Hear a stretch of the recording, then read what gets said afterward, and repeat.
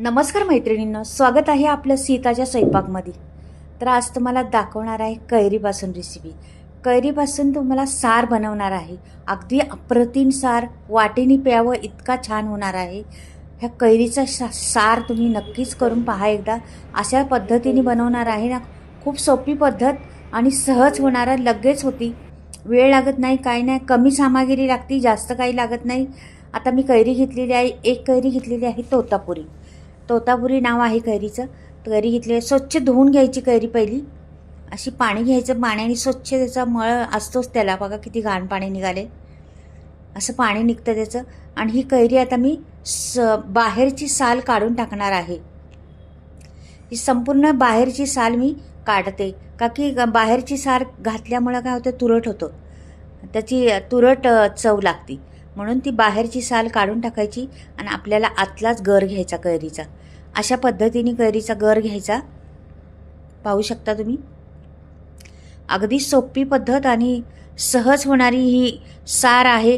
पण खूप काही सांगून जाणारा म्हणतात ना, असा सार होणार आहे हा. तर हा सार तुम्ही एकदा खाल्ला ना, तर परत परत कैऱ्या संपतपर्यंत कितीतरी वेळा बनवून होईल तुमचा, असा सार बनणार आहे.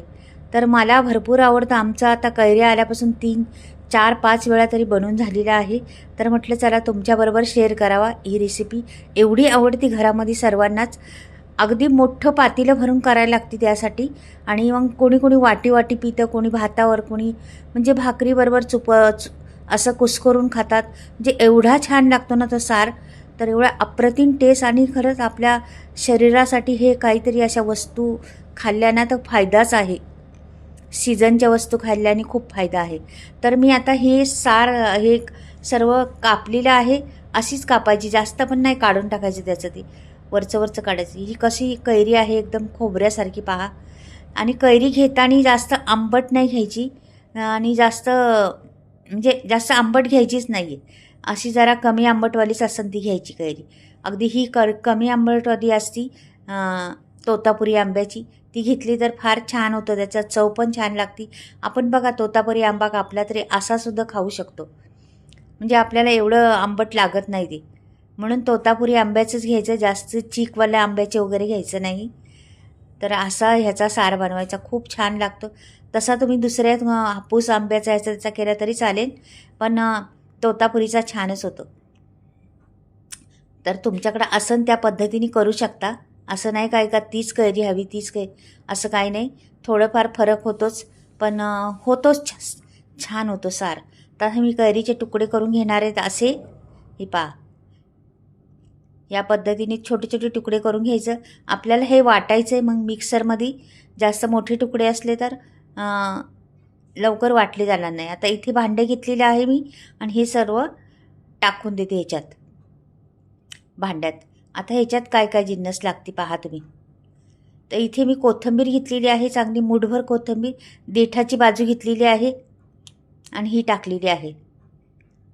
आणि हे बघा, आणि इथे मी ना खोबरं घेतलेलं आहे, सुकं खोबरं आहे, किसून घेतलेलं आहे. 4-5 मिरच्या घेतलेल्या आहेत हिरव्या, आणि 1 इंच आल्याचा, हे बघ. आणि ही डाळा घेतलेली आहे, 1 चमचावरून डाळा घेतलेला आहे, जिरं घेतलेलं आहे. मैत्रिणींनो, ह्या सारासाठी तुम्ही लसूण घालू शकता. लसणाने पण छान चव येते लसूण घातल्यामुळं. तर मी हे आता वाटून घेतलेलं आहे. हे बघा, अशा पद्धतीने वाटायचं. मी घातलेलं आहे लसूण, पण थोडासा स्किप झालेला आहे तो, नाहीतर लसूण घालायचं त्याच्यात, मात्र छान टेस्ट येते लसणाने. तर हे बाजूला ठेवते. इथे मी लगेच भांडं ठेवते फोडणीसाठी. भांडं जरा तापून द्यायचं चांगलं, नंतर तेल टाकायचं. तर आधीच तेल टाकलं मग भांड्याला तापायला वेळ लागतो.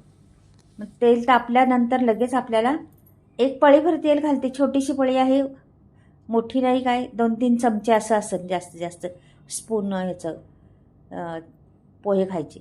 तर मोहरी टाकली 1 चमचा भरून. मोहरी फुलत यायला लागली का नंतर जिरं टाकायचं.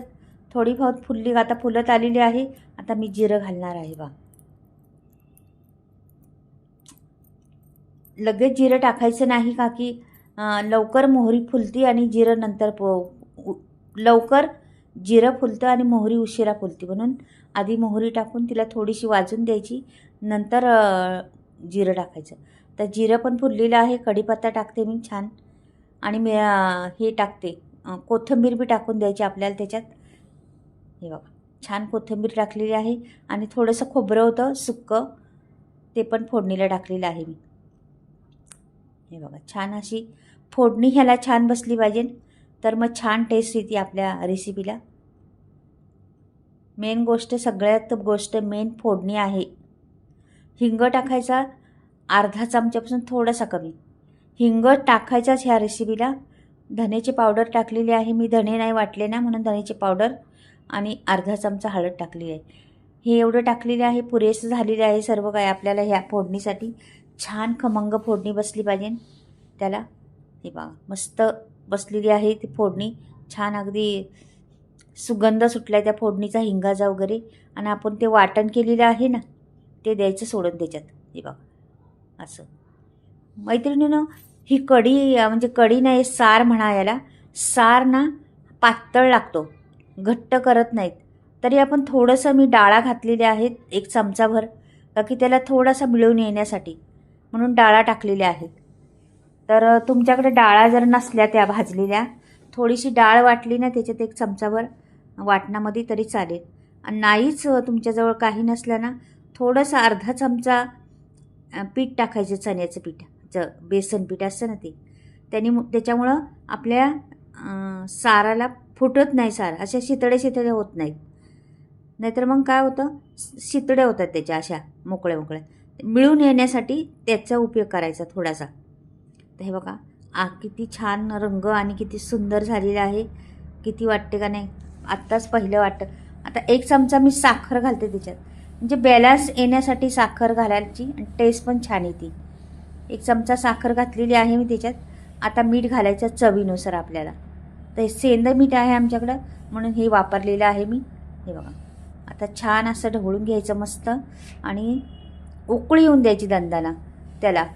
अशी खळखळून उकळी आली पाहिजे. अशी उकळी आली का झाला आपला सार तयार.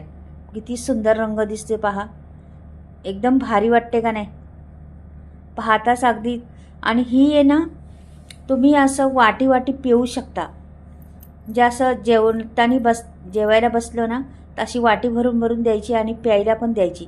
एवढी टेस्टी लागती, खूप जेवणाची तुमच्या रन्नतच वाढती.